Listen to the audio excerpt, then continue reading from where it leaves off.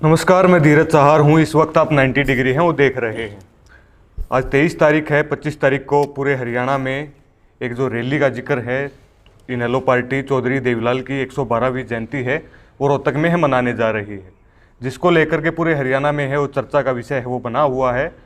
और कांग्रेस को इस जो रैली है इसको लेकर के खासा दुख है, वो शायद हरियाणा में है बना हुआ है। लगातार जो कांग्रेस के जो नेता हैं वो इनेलो के ऊपर आरोप प्रत्यारोप हैं वो लगा रहे हैं। वो इनेलो पर कह रहे हैं कि रोहतक में ही रैली बीजेपी के इशारे पर इनेलो है वो कर रही है। कल जो पूर्व मुख्यमंत्री हैं भूपेंद्र सिंह हुड्डा, उन्होंने भी रोहतक में प्रेस कॉन्फ्रेंस की और उन्होंने आरोप लगाते हुए अभय सिंह चौटाला पर कहा कि क्या उपलब्धि वो रोहतक में है गिनाने के लिए आ रहे हैं, उनकी सरकार में है। अनेकों जो उन्होंने बात हैं वो आरोप इनेलो सरकार पर है वो लगाए हैं। सतपाल पहलवान जी हमारे साथ मौजूद हैं। पहलवान जी, स्वागत है सबसे पहले। जी नमस्कार धीरज जी, आपका बहुत बहुत आभार और आपके तमाम व्यूअर साथी दर्शक साथियों को इंडियन नेशनल लोकदल पार्टी के परिवार की तरफ से हाथ जोड़ के नमस्कार कहिए। जी पहलवान जी, 2 दिन के बाद आपकी रैली है, परसों ही आपकी रैली है। पूरे हरियाणा में इस चीज़ का जिक्र है कि इनेलो एक बड़ी विहंगम रैली है वो रोहतक में करने जा रही है, लेकिन कांग्रेस इस चीज़ को लेकर खासा आक्रामक इनेलो पर है कि बीजेपी के इशारे पर रोहतक में है वो रैली कर रही है। कल भूपेंद्र सिंह हुड्डा की प्रेस कॉन्फ्रेंस में भी लगातार जो आरोप हैं वो जो चौटाला साहब की जो सरकार थी उस सरकार के दरमियान के जो काम हुए थे उनको लेकर भी आरोप है भूपेंद्र सिंह हुड्डा ने लगाया। किस प्रकार इस चीज़ को, किस चीज़ का आरोप लगाया? कि जो चौटाला साहब के समय में रोहतक जेल से है सरकार चलती थी, कंडेला कांड हुआ, महम कांड हुआ, और भी अन्य आरोप हैं अभय सिंह चौटाला और इनेलो पर लगाए हैं। क्या कहना चाहेंगे इस चीज़ों को लेकर? सबसे पहले तो प्रवीण जी मैं एक बात बता दूं जी एक तरफ तो कांग्रेस ये कहती है कि चौधरी देवीलाल जी बहुत अच्छे नेता थे, जी दूसरी तरफ उनकी रैली मनाने से गुरेज करती है। यहाँ के भी 1-2 नेता ने ये बयान दिया था कि चौधरी देवीलाल जी बहुत सम्मानित आदमी थे, अच्छे राजनेता थे, तो फिर अच्छे आदमी की तो रैली मननी चाहिए। अच्छे इंसान जब पूजनीय चौधरी देवीलाल जी को मानते हैं कांग्रेसी, और ये नहीं मानते, जनता मनवारी है। जनता प्रजातंत्र के अंदर मालिक है धीरज जी। जब एक तरफ तो इनके मुख से ये वाणी निकल रही है कि चौधरी देवीलाल युग पुरुष थे, अच्छे नेता थे, बहुत बढ़िया सम्मान, किसी एक कांग्रेसी के मुख से कहा के दिखाओ मना आप चौधरी देवीलाल खराब थे। फिर उनकी रैली करने में क्या दिक्कत पैदा हुई? वो दिक्कत जहां पैदा हुई वो ये हुई कि अपनी भूल को ना मान करके दूसरे के सिर पर लांछन का टोकरा रख दो। भाई चौधरी देवीलाल एक रोहतक जिले के नेता थे, हरियाणा के थे, सिरसा के थे। चौधरी देवीलाल जी किसी एक जात के नेता थे क्या? चौधरी देवीलाल जी पूरे भारतवर्ष के सर्वमान्य ऐसे नेता थे जो जीवन पर्यंत 36 वर्ग की भलाई की, जब उन्होंने प्राण भी जीवन पर्यंत तो उन्होंने कार्य किए ही किए, लेकिन जब उन्होंने प्राण भी उनके बिल्कुल शवशैया के निकट परम श्रद्धेय चौधरी देवीलाल जी थे, तब हरियाणा में ओलावृष्टि होगी थी और चौधरी ओम प्रकाश चौटाला जी उनसे मिलने गए थे। तो उन्होंने चौधरी साहब को नाम लेकर पुकारते थे कि भाई ओम, मैं तो फिर भी ठीक हो जाऊंगा, लेकिन हरियाणा प्रदेश के किसान की क्या हालत है। जिस व्यक्ति की अपनी जान से ज़्यादा किसान के प्रति सोच रही हो, वो व्यक्ति कोई साधारण व्यक्ति नहीं हो सकता। वो व्यक्ति तो कोई अवतार पुरुष है, ना भूत है ना भविष्य थे, और कागा को से डोर नहीं मरा करते। रैली प्रजातंत्र है, क्या हुड्डा साहब नहीं करते? सिरसा में जाके, करनाल में नहीं करते, पंचकुला में नहीं करते, कहाँ रैली नहीं करते? हाँ, राजनेता जो होता है वो किसी एक धर्म, एक जात, एक बिरादरी का नहीं होता। और इंडियन नेशनल लोकदल पार्टी की परिपाटी रही है। इंडियन नेशनल लोकदल पार्टी की नींव ही ऐसे सत्पुरुष ने रखी थी जिन्होंने कभी भी अच्छी राजनीति करने का काम नहीं किया। जिस बात को लेकर के आज ये कह रहे हैं, आपने प्रश्न किया कि अभी रोहतक में क्या बताने आएंगे, मैं ज़्यादा लंबे चौड़े पूरे हरियाणा प्रदेश की बात ना कर करके मैं अपने ज़िले की बात करूंगा। चौधरी भूपेंद्र सिंह हुड्डा ने जो बात कही कि किसानों पर गोली चलवाई, चौधरी भूपेंद्र सिंह हुड्डा के टाइम में मैयड़ कांड हुआ था, वहाँ भी गोलियाँ चली थी। चौधरी भूपेंद्र सिंह हुड्डा के समय में आंदोलन गढ़ी हर्ष हुआ था, वहाँ भी किसानों को लठ लगे थे। ये तो हो गए उनकी जो जिक्र आप कर रहे थे। अगला जिक्र मैं बता देता हूँ कि चौधरी भूपेंद्र सिंह हुड्डा कितने किसान हितैषी हैं। चौधरी भूपेंद्र सिंह हुड्डा जी पहले इस बात का जवाब देने का काम करें कि हरियाणा प्रदेश के जब मुख्यमंत्री थे 2005 में चौधरी ओम प्रकाश चौटाला जी की सरकार थी। 6 महीने पहले एक निर्णय लिया गया था कि भाई बादली विधानसभा क्षेत्र हमेशा से चौटाला साहब करचोई देवीलाल जी आकड़ रहा था, निरंतर धीरपाल जी को अनेकों बार MLA बनाने का काम। तो चोई साहब के दिमाग में एक बात आई, क्यों ना भाई, क्योंकि मानेसर बनी जो IMT इंडस्ट्रियल एरिया जो बनया, वहाँ आज मानेसर के अगर आप भाव देखोगे तो कहाँ है ज़मीन के रेट। चौधरी भूपेंद्र सिंह हुड्डा जी ने रिलायंस की एंट्री करा करके और बादली विधानसभा क्षेत्र की 12,000 एकड़ के समथिंग जमीन रिलायंस के साथ मिलकर के भोड़े भाड़े किसानों की। और एक बात और कह देता हूं आपके चैनल के माध्यम से, आजकल के जो हमारे युवा बच्चे हैं उनको शायद नहीं पता होगा कि बादली का जो ढेर है 95-96 के जब काल पड़े थे तो लोगों ने भिवानी दादरी तक के लोगों ने आकर जीवन यापन करने का काम सोंधी निमाणा आकूपर दादरी बादली विधानसभा क्षेत्र के ढेर के अंदर आकर के लोगों ने ढीकड़ी का मतलब नहीं समझेंगे आज के नौजवान, उन्होंने यहाँ आकर के जमीन बाटे साजे पर बोने का काम किया था और तब जाकर के वो काड़ कटे थे। उस बेशकीमती जमीन को 22 लाख रुपए के हिसाब से रिलायंस ने खरीद लिया और सरकार साइड में होगी, बैकडोर से साथ आगे अपना कह दिया कि भाई हम तो खरीद नहीं है हमारी। तो फिर 22 लाख में जब रिलायंस ने वो ज़मीन खरीदी, 22 लाख में ज़मीन खरीदने के त्वरित बाद मैंने उस टाइम पे भी मैं इंडियन नेशनल लोकदल में था, चौधरी ओम प्रकाश चौटाला जी ने इस बात को मुद्दा उठाया था। तुरंत प्रभाव से उसी ज़मीन को 2,35 लाख रुपए के हिसाब से डेंसो, सैमसंग, पैनासोनिक कंपनियों की रजिस्ट्री यहाँ कर होने का काम हुआ। किसान को क्या मिला? चलो मैंने मान लिया हुड्डा साहब नहीं थे इसमें, या थे वो तो परमात्मा जाने, लेकिन क्या सोच थी कि इतनी बेशकीमती ज़मीन को एक पूंजीपति के हाथ में देने का काम किया गया। और कहीं दे देते, जो बंजर ज़मीन थी उसको दे देते।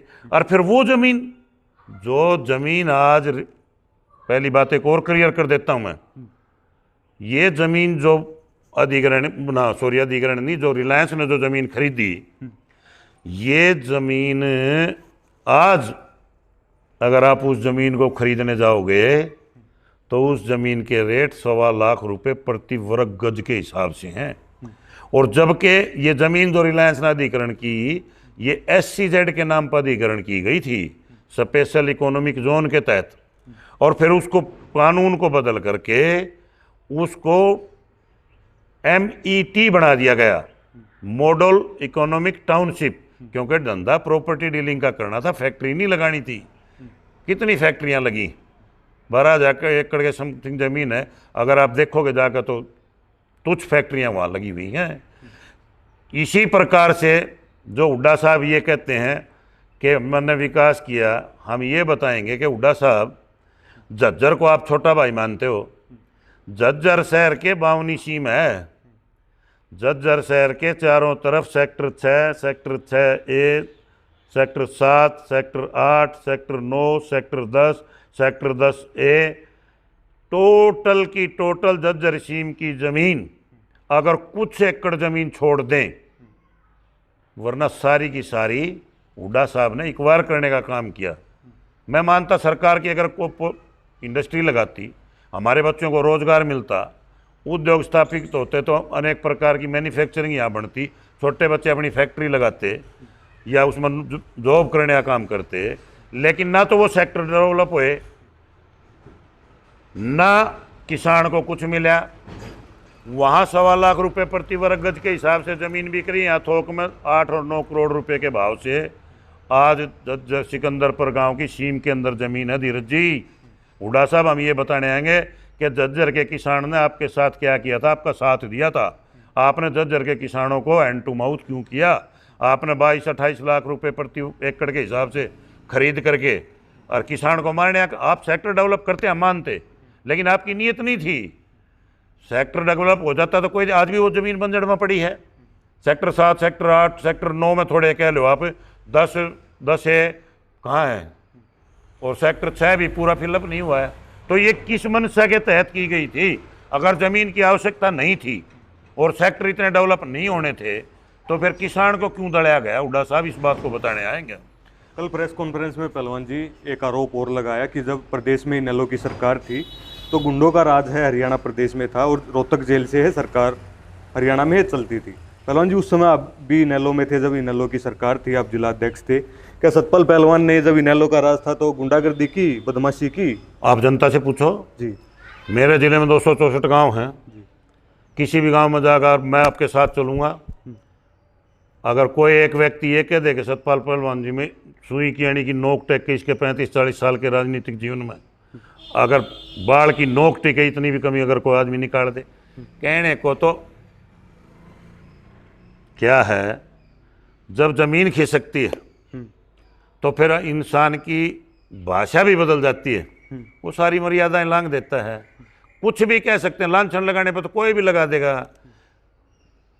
चौधरी ओम प्रकाश चौटाला जी, चौधरी देवीलाल को तो सब रामराज मानते हैं। चौधरी ओम प्रकाश चौटाला जी जैसे हुड्डा साहब ने कहा, हुड्डा साहब हम चौधरी ओम प्रकाश चौटाला के शासन की आपको वो बात बताने आएंगे जो चौधरी ओम प्रकाश चौटाला जी सरकार आपके द्वार कार्यक्रम के तहत हर गांव के अंदर जाकर के जितना पैसा चौधरी ओम प्रकाश चौटाला जी ने देने का काम किया उतना पैसा क्या आपने पंचायतों को दिया? हम ये भी बताने आएंगे कि झज्जर शहर में जो डेवलपमेंट के काम थे वो चौधरी ओम प्रकाश चौटाला जी ने किए थे। ये मेरे कहने की बात नहीं है। सांपला हमारी यहाँ एक नेत्री हैं, सीनियर है, मैं रेस्पेक्ट करता हूँ, उन्होंने कल एक बयान दे दिया कि कहीं एक पत्थर तो दिखा दो विकास की बात इनेलो करती है। मेरे पास ये सबूत है, मैं आपको दूंगा। जब माननीय गीता भुक्कल जी राजनीतिक में कहीं आसपास भी नहीं थी ना, सन 1978 के अंदर बिरोड़ गांव, जिस गांव में दीपेंद्र जी गए थे, उस गांव की चौपाल का पत्थर माननीय चौधरी देवीलाल के मंत्री थे, सॉरी रामनारायण जी थे, उनका पत्थर मैं 1978 का दिखाऊंगा। 78 को आज कितने साल हो गए? काफी लंबा समय हो गया था। 78, 22 और 25, ये 47 साल हो गए भैया। 47 साल लोगों की उम्र नहीं है। उस टाइम पर चौधरी देवीलाल जी ने, जिसके बारे में सोच भी नहीं थी, जो समाज में उस टाइम पर एक बेचारे अलग, सॉरी SC शेड्यूल कास्ट के जो हमारे भाई थे उनको तुच्छ समझा जाता था, चौधरी देवीलाल ने सबसे पहले SC की, बैकवर्ड की चौपालों का निर्माण चौधरी देवीलाल के कर कमलों से हरियाणा प्रदेश में हुआ था। SC भाइयों की, बैकवर्ड भाइयों की नंबरदारी चौधरी देवीलाल जी के टाइम में बहाल हुई थी। और जो कांग्रेस पार्टी के नेता ये कहते हैं ना कि क्या बताएंगे, हम रोहतक में आके ये भी बताएंगे, जो कांग्रेस पार्टी साइकिल पर, घड़ी पर, रेडियो पर, टीवी पर, ट्रैक्टर पर अनेकों प्रकार के टैक्स थे, साइकिल पर टोकन टैक्स था, सारे के सारे एक कलम से माफ़ कर दिया था। हुड्डा साहब ये भी बताने आएंगे, चौधरी देवीलाल जी ने 10,000 तक के इस गरीब के सर पर चढ़े हुए कसम कर्जे, जो आज की अगर आप आंकड़ों में बात करोगे तो उस 10,000 की वैल्यू लगा लो 48 साल पहले क्या थी, गाड़ी के पहिए कोट रुपया होया करता। हम ये भी बताने आएंगे उस हरियाणा प्रदेश के 36 बरादरी के सभी भाईचारे को साथ लेकर के, और चौधरी देवीलाल जी ने कर्जे माफ़ करने का काम किया था ना। उन्होंने धर्म देखा, ना जात देखी, ना बिरादरी देखी। और चौधरी देवीलाल जी ने सबसे बड़ी बात, जो कांग्रेस पार्टी किसान अपना अनाज दिल्ली की सीम बॉर्डर से परली तरफ नहीं ले जा सकता था, हरियाणा के बॉर्डर से, उस बॉर्डर को तोड़ने का काम चौधरी देवीलाल जी ने किया था। हम ये भी बताने आएंगे।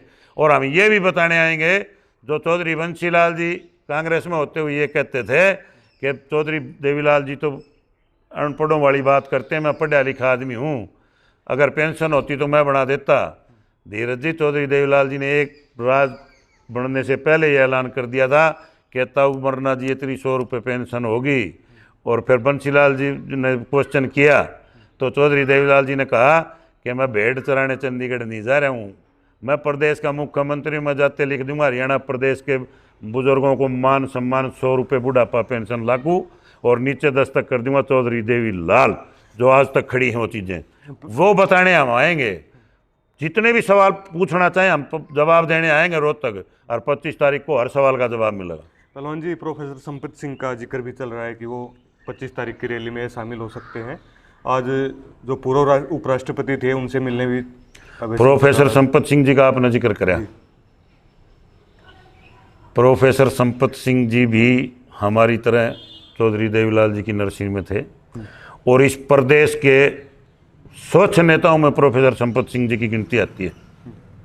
जो चौधरी देवीलाल के साथ, जब इन लोगों को तो ये भी नहीं पता था कहाँ क्या है, चौधरी देवीलाल के साथ वो होम मिनिस्टर रह चुके थे जब हुड्डा साहब एमएलए भी नहीं बने थे, बिजली मंत्री आईपीएम वो रहे, बिजली और सिंचाई मंत्री रहे, वित्त मंत्री रहे, हरियाणा प्रदेश का जो फाइनेंस का विभाग था वो उन्होंने संभालने का काम किया। और उनके साथ भी इस परिवार ने क्या करने का काम किया, एक सीनियर आदमी को केवल और केवल ये दिखाने का काम किया कि हम चौधरी हैं, आप कुछ नहीं हो। अब जनता इनको बता देगी कि आप क्या हो, और प्रोफेसर संपत सिंह जी क्या हैं, चौधरी अभय सिंह जी क्या हैं, इंडियन नेशनल लोकदल पार्टी क्या है। और मैंने पहले आपको भी एक बात कही थी कि धीरज जी, पब्लिक जो हो वो आईना है, हमें बताने की जरूरत नहीं है, इतना फ्रस्ट्रेट होने की क्या जरूरत है। रैली आप सिरसा में जाकर कर लो, कल किसने रोका आपको, आप जींद में कर लो, आप सिरसा में कर लो, आप करनाल कर लो, रिवाड़ी कर लो, आप भी प्रदेश के नेता मुख्यमंत्री रहे हो, आपने की भी हैं। फिर रोहतक में मैंने आपको उस दिन भी बताया था कि दीपेंद्र हुड्डा जी, भूपेंद्र हुड्डा जी इंडियन नेशनल लोकदल पार्टी का जो जनाधार बद रहा है, जिस किस्म से आज माहौल प्रदेश का बना है, लोगों को एक ही चीज़ नजर आ रही है कि सच्चा व्यक्ति है, सुच्चा व्यक्ति है, बात का धनी है, अड़ेगा तो उल्टा नहीं हटा है। और फिर कमज़ोर जर्नलों से लड़ाई नहीं जीती जाया करती। ये जनता इस बात से पूरी तरह से आश्वस्त है। इस बात को लेकर के पेट में दर्द बना हुआ है कांग्रेस पार्टी को। भाई गलती किरण चौधरी अभय सिंह जी ने तो बजाई नहीं, कप्तान अजय सिंह के साथ चौधरी अभय सिंह ने बिगाड़ किया नहीं, राव इंद्रजीत को पार्टी से बाहर अभय सिंह जी ने किया नहीं, आपके धर्मवीर को पार्टी से बाहर किया नहीं। अनेकों नेता ऐसे हैं जिनको इन्होंने सिर्फ और सिर्फ अपनी राजनीतिक चमकाने के लिए प्रजातंत्र में सर्वधर्म सर्व समाज को साथ, और राजनीति में जो आदमी सब भाइयों को साथ लेकर चलेगा वही आदमी सर्वाइव करेगा। और इंडियन नेशनल लोकदल पार्टी की नींव एक ऐसे युग पुरुष ने रखी थी, धीरज जी, जिन्होंने कभी जात पात भेदभाव, उनके समय में ऐसे ऐसे लोग मंत्री बन गए थे जिनके बारे में लोग सपने से भी नहीं सोच सकते थे। और पहली सरकार थी जिसमें अगर मैं ठीक हूँ तो हर बिरादरी का प्रतिनिधित्व था, उसमें हर लोगों को समान पावर। चौधरी देवीलाल तो इतने अवतार पुरुष थे जो आज बड़ी बड़ी बात करें, अपने हल्कों के अंदर 3-3, 4-4 हज़ार नौकरी दे कर के उस टाइम पर आज नेता बन रहे हैं। आज उसके बाद कितनी नौकरी दी अपने हल्के में, डाटा निकालो और करो जनता के सामने। पहलवान जी, 4 साल अभी चुनाव को हैं, लेकिन रैली का जो माहौल कुछ दिन पहले तक इनेलो में ना तो कोई ज्वाइनिंग है वो हो रही थी, एकदम से पूरे हरियाणा में ये था कि इनेलो का जो वोट बैंक है वो लगभग जेजेपी में शिफ्ट हो गया, या तो कांग्रेस में चला गया है या बीजेपी में चला गया है। जो परंपरागत इनेलो का जो वोट बैंक था वो लगातार अब वापसी है वो इनेलो पार्टी में कर रहा है। क्या मानते हैं कि इसके पीछे वजह क्या है पहलवान जी? वजह तो मैंने पहले आपको बता दी, शॉर्ट में पूछो तो बता दूं, लंबी पूछो तो बता दूं। शॉर्ट में ही, क्योंकि इंटरव्यू लंबा ज़्यादा हो जाएगा। ये हरियाणा प्रदेश की जनता है, ये हर चीज़ को जानती है। एक गाना नहीं था, ये पब्लिक है सब जानती है पहचानती है। इस पब्लिक को सारे चेहरों का पता है, कौन चेहरा मिलकर राजनीति करने का काम कर रहा है और कौन चेहरा लड़ाई लड़ने का काम कर रहा है। भाई जनता की आवाज़ परमात्मा की आवाज़ है प्रजातंत्र के अंदर, धीरज जी। आज कहीं भी, आप तो मीडिया से हो, आज मैं अनेक को साथी आए, मेरी डिस्कस हुई, सब ने बोले प्रधान जी ये हुआ क्या। अचंभित हैं लोग एकदम से, इतनी ज्वाइनिंग सतपाल पहलवान के आने के बाद इन्हें लोग अचंभित। मैं तो बहुत छोटा सा कार्य करता हूँ, पार्टी नेता से चलती है। अगर आपके नेता में गुण है तो फिर जनता आपके साथ लगेगी। अगर आपके नेता में गुण नहीं है और आपका नेता मिली भगत करके और सजा के थाली में भारतीय जनता पार्टी गिरवी कर देगा तो फिर कौन लगेगा धीरज जी। जनता देखती है, हर चीज़ को जानती है, मेरे कहने से नहीं। मेरा चेहरा सफ़ेद है, काला है, पीला है, जनता बताएगी। अगर भाई आप कहाँ खड़े हो और चौधरी अभय सिंह कहाँ खड़ा है। कोई गुनाह तो नहीं किया था अभय सिंह ने भाई। चौधरी देवीलाल से पहले आप उप प्रधानमंत्री के पद तक रहे, मैम से विधानसभा चुनाव लड़कर मुख्यमंत्री रहे, तो उस बात में क्या इतराज है। अगर इंडियन नेशनल लोकदल पार्टी यहाँ रैली कर रही है तो ये केवल और केवल बौखलाहट है। अगर भी किस प्रकार से हरियाणा प्रदेश की जनता बदल गई, जनता आज नहीं बदली, जनता उस दिन बदली थी जिस दिन किसान इस देश का, हरियाणा प्रदेश का बॉर्डर के ऊपर 13 महीने तक पड़ा रहा था। उफ तक कांग्रेसी नेताओं के मुंह से नहीं निकली। चौधरी अभय सिंह ने इस्तीफा भगा के मारे 1 सेकंड में, निवला ले अपनी MLA शिप, किसी में है ताकत है। इनको किसने रोका था? चौधरी भूपेंद्र चौधरी दीपेंद्र हुड्डा को। ये भी रिजाइन दे सकते थे, लेकिन पुत्र को राज्यसभा में भेजने के मोह में उस शैलजा को नाराज कराया और फिर आधी राज्यसभा छोड़नी पड़ी 2.5 साल में। नेता अभय सिंह उस दिन था जिस दिन यो हरियाणा प्रदेश जल रहा था। एक वाहिद शख्स अकेला चौधरी अभय सिंह ऐसा था जो जनता के बीच में आकर सर्व समाज की मीटिंग करके पूरे हरियाणा प्रदेश का दौरा करके उस आग को शांत करने का काम किया था। आग लगाने का काम नहीं किया। लोग मिलकर ने और भड़का के और फिर अपना चुप खींच जाए, फिर लोग पर्चे दर्ज हो गए, फिर ढूंढे नहीं पाए। झज्जर में कैसी तैयारी? अभय सिंह उसी दिन, अभय सिंह जी झज्जर की भाई धीरज जी, मैं ज़्यादा लंबी चौड़ी करूंगा तो फिर आप न्यू कहोगे कि भाई क्या है। और मैं हकीकत में जीने वाला व्यक्ति हूँ। फौजी कहा ना, डोंट फ्लाई, हकीकत में आओ। हम और आप डीगल टोल पर खड़े होंगे, आप एक अभूतपूर्व नज़ारा देखोगे झज्जर जिले का, ऐसा आपने जीवन में नहीं देखा होगा। और शायद मैं चौधरी देवीलाल जी की सन 1989 में जो रैली हुई वोट क्लब पे, 89 में, 89 में उस रैली मैंने वो देखी। जींद में ट्रैक्टरों की लंबी कतारें लगी थी, ट्रैक्टर पे ट्रैक्टर। जब ये इतने साधन नहीं होते थे, आज तो लोग गाड़ियों के में। चौधरी देवीलाल के एक आह्वान पे पूरे हरियाणा प्रदेश का किसान का ट्रैक्टर रोड पर आ गया था। जींद से हरियाणा के इस कोने से लेकर के जींद तक 3-3 लाइन थी और पंजाब के उस कोने से इस तरफ थी, बठिंडा से इस तरफ थी। मेरे को तो ये लगता है कि कहीं उस रैली का भी रिकॉर्ड जींदवाड़ी का ना तोड़ दें। इस किस्म के हालात आज न केवल झज्जर जिला, पूरा प्रदेश इस बात को जान चुका है। अगर हरियाणा प्रदेश के हितों की लड़ाई लड़ने में कोई व्यक्ति सक्षम है तो उस शख्सियत का नाम चौधरी अभय सिंह चौटाला। 4 साल चुनाव को है पहलवान जी, ऐसे ही टॉप गियर में INLD पूरे हरियाणा में चलेगी या फिर एक माहौल बस इस रैली तक ही बनाने तक सीमित इनेलो रह जाएगी? ऐसे ही चलती रहेगी? इंडियन नेशनल लोकदल पार्टी का जो कैडर था, ये कहने में मुझे कोई गुरेज नहीं, पूरे हिंदुस्तान में एक ऐसा कैडर था जिसके पूरे देश और दुनिया में मिसाल दी जा रही थी। और वही कैडर आज चौधरी अभय सिंह ने खड़ा कर दिया। मेहनत की, हल्के वाइज गए, पद यात्रा करी। दीपेंद्र भूपेंद्र ने पद यात्रा क्यों नहीं करी? किसने मना किया था? एक व्यक्ति सिंगार गांव से चल करके पूरे हरियाणा प्रदेश के 2000 गांव में जाता है, लोगों से मिलता है, उनके दुख दर्द समझता है। और जब तक आप जनता के बीच में जाओगे नहीं तो फिर आपको लोगों के दुखों का क्या पता चलेगा? दीपेंद्र हुड्डा जी कर लेते रहे पद यात्रा, भूपेंद्र हुड्डा जी कर लेते, किसने मना किया था? पहले भी तो की थी, लेकिन ना, उस मर्ज को आप समझ लो क्यों नहीं करी।